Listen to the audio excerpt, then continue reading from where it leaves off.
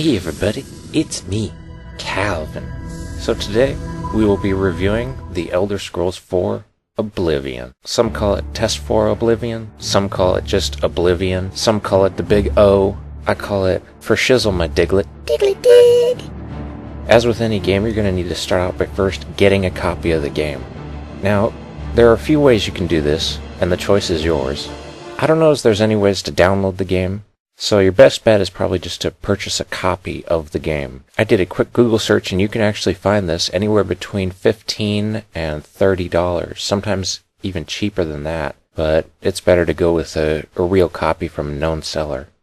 As far as I know, there's only one expansion to the game that's called the Shivering Isles, and I believe the Shivering Isles is either downloadable or you can go get a copy of that and add it onto your Oblivion copy. Now, starting out in the Oblivion game, the first thing you come across after a few cutscenes is you wake up in a jail cell. After going through a few prompts of how to control your character, you can notice that over on the side you get your first taste of the Havoc physics engine. You can pick up the chains, you can knock cups over. Everything acts with ragdoll physics as it should in the real world. Bodies, items, anything. First thing it's going to have you do is create the look of your character. In this you'll get to choose whether you're male or female.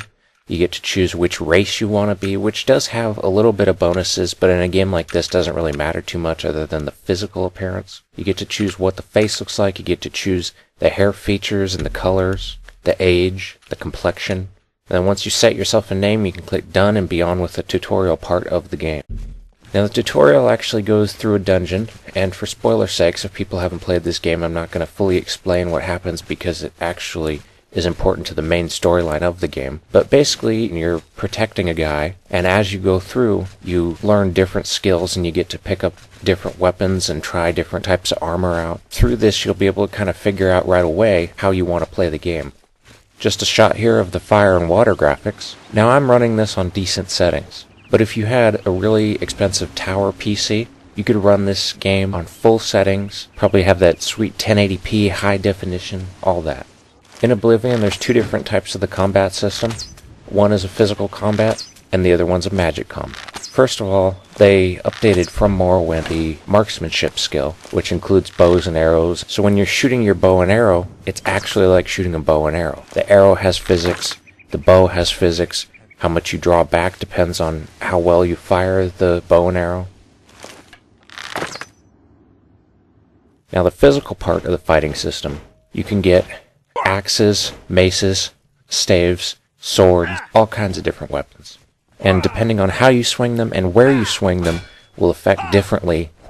So for example, if you had a decent level of marksmanship and you took a bow and arrow and shot a creature in the head, it would do way more damage than if you shot it in the body or the leg. Although at lower levels, and if you slide the tab all the way to easy, you can kill anything with one hit no matter where you hit it. The magic system is slightly improved and slightly made bad from the Morrowind version.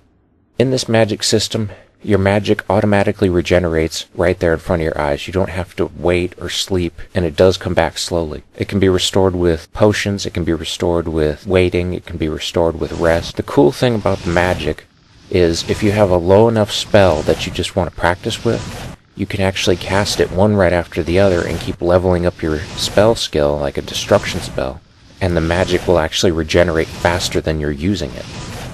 Another cool thing is how they combined the physical and the magic fighting elements. Before you had to switch back and forth between your fighting with your hands or weapons and fighting with your magic, but in this game you can have your sword out and then cast a heal on yourself while still having your sword out. Progressing the character in a game like this is actually pretty simple. All you do is focus on the main skills that your character has. Once one of those goes up a certain amount, then you get a little icon which indicates that you should rest to level up. It's not like other RPGs where you have to put in a certain number of experience points from killing monsters to level up. This is purely skill-based. Now in a game like Oblivion, the area transition is well thought out. When you go from one area to the next, it's fluid. There's no loading screens. There's also the option of fast travel. If you bring up your map, you can click on a location that you've already visited, and if there's no enemies nearby, it'll ask you if you want to fast travel there.